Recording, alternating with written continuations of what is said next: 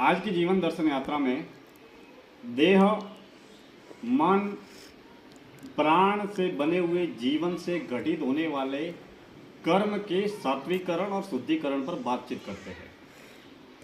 दरअसल यात्रा जब भीतर की हो तो भीतर की यात्रा हम किसके जरिए करते हैं? जीवन के जरिए करते हैं। और जीवन किससे बना है?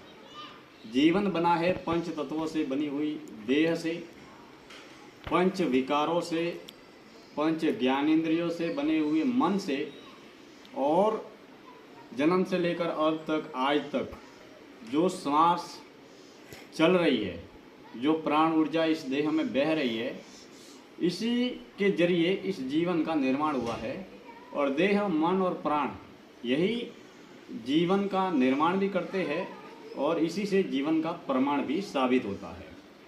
अब जिसके जरिए हम भीतर की यात्रा तय करते हैं, उसका शुद्धिकरण और सात्विकरण जितना होगा, जैसे होगा, उतना ही हम अपने जीवन में मानसिक स्थिरता को प्राप्त करेंगे।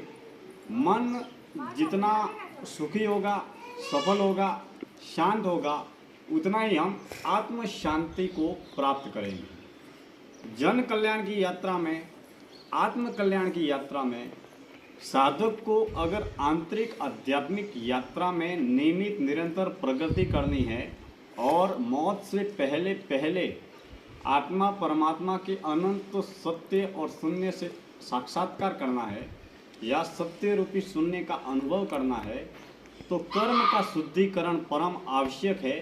देह, मन, वचन, कर्म के माध्यम से जितना हम कर्म के शुद्धिकरण, सात्विकरण पर और सत्यता पर, प्रामाणिकता पर और ईमानदारी पर जितना साधक ध्यान देगा, उतना ही उनके मन, वचन, कर्म का शुद्धिकरण और सात्विकरण जारी रहेगा।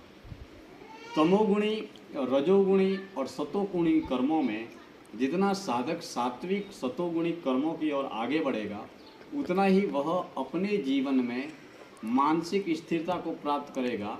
जैसे देह के शुद्धिकरण के लिए हम प्रतिदिन नहाते हैं, अच्छे कार्य करते हैं, योग करते हैं, प्राणायाम करते हैं, कसरत करते हैं, देह को सुखी, स्वस्थ और निरोगी रखते हैं, देह को जन सेवा में, कल्याण में, भक्ति में, साधना में लगाते हैं, ठीक उसी तरीके से मन और प्राण के शुद्धिकरण के लिए हम योग करते हैं, प्राणायाम करते हैं, मौन रहते हैं, भक्ति करते हैं, साधना करते हैं।